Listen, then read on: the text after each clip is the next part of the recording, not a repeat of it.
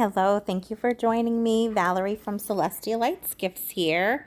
I'd started working on this pour on a record to make it into a clock with a palette that I used from a couple of weeks ago.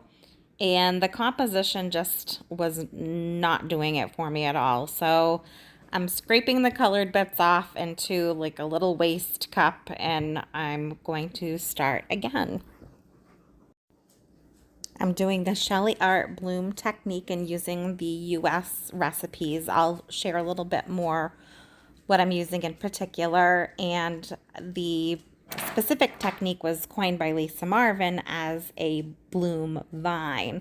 So you lay your colors out in strips and blow it out like a horizontal or a vertical line instead of in a circle bloom with petals. The first layer that typically goes down is called a pillow. It's to help your paint stretch, and it's just a typical either white or some sort of colored house paint. I'm using PPG. It's a Glidden product, and I bought it at Home Depot. I decant it into smaller containers, let it sit out uncovered for a couple days, stirring it up so it doesn't get like that dry skin on the top, and then it thickens up a little bit and helps with stretchiness. That was a boom gel called Parrotfish Green. And this is this little piggy pigment called TECHNO. It's a neon red, but it actually kind of looks like a bright orange sherbet ice cream. This is Deja Vu from TLP. It's another neon. It's a violet neon. So pretty. So bright and vibrant. This little piggy, or TLP, pigments can be purchased at fluidart.co along with the baby food cup that you see here. And they also sell like little black mixing sticks. Mine were all dirty, so I've got these other ones that I bought off of Amazon. This color here is a mix of dioxazine purple and violet from Arteza, I believe. The violet wasn't dark enough for me, so I deepened it up with a little bit of dioxazine purple from Golden. And if my niece is watching this, she'll go, dioxazine purple! That is her favorite word to say. This is Lakeside, another pigment from TLP. All of my paints and pigments are mixed with Valspar Ultra Base C. I found when I worked this palette a few weeks ago that outlining some of the initial colors instead of pouring right over them made for a better effect. So that's what I'm going to try doing with this too. And this is Phthalo Turquoise from Golden.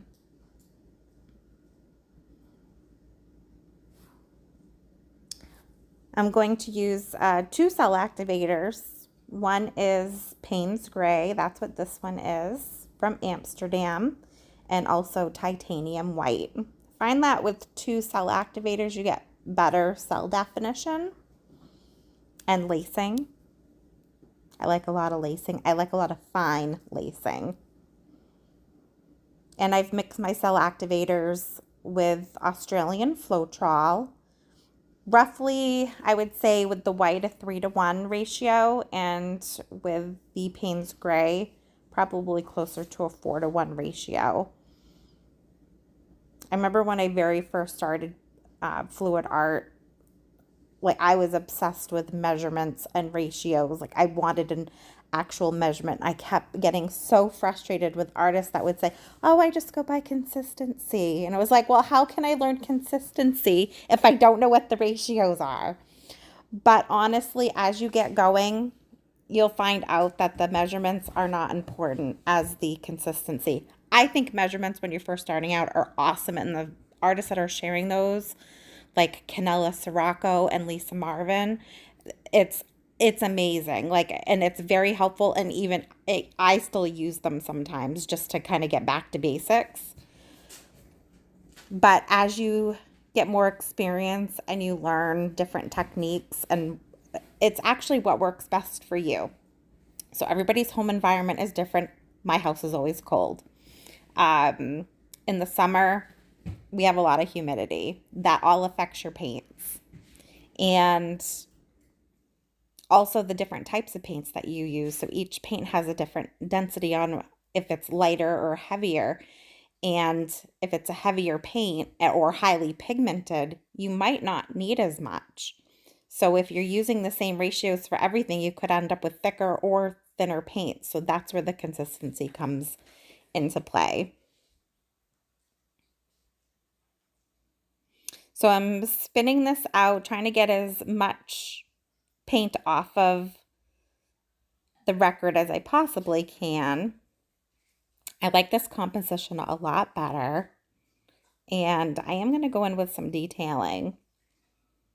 I do get questions on what I use for a spinner. I have two different spinners, depending on which workstation I'm pouring on. This is a lower desk, so I probably could get away with my cake spinner. I have a steel cake spinner that I got off of Amazon that I do like, but it actually flings the paint a lot further. And I'm so short that sometimes it's just too tall for me. This particular station is really close to a wall. I don't like a lot of paint flinging. So I'm using a glass Lazy Susan that I got off of Amazon. So I just sped this process up a little bit because it's kind of boring. And it's not like the really fine detail part that I like. So those two big petals up at the top, they look kind of plain. So I'm going to go in with my toothpick and just put some fine detailing into it. And I really like how it came out. I usually don't like a ton of embellishments or detail work. I usually like just a plain up bloom. But there are times when I think it's interesting to put these little details in.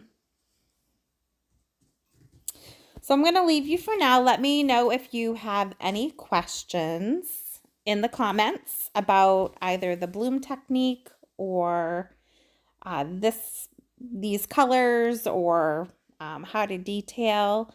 If you're interested in the bloom technique, I'll put the details in the description on the site you can go to, and also a discount code.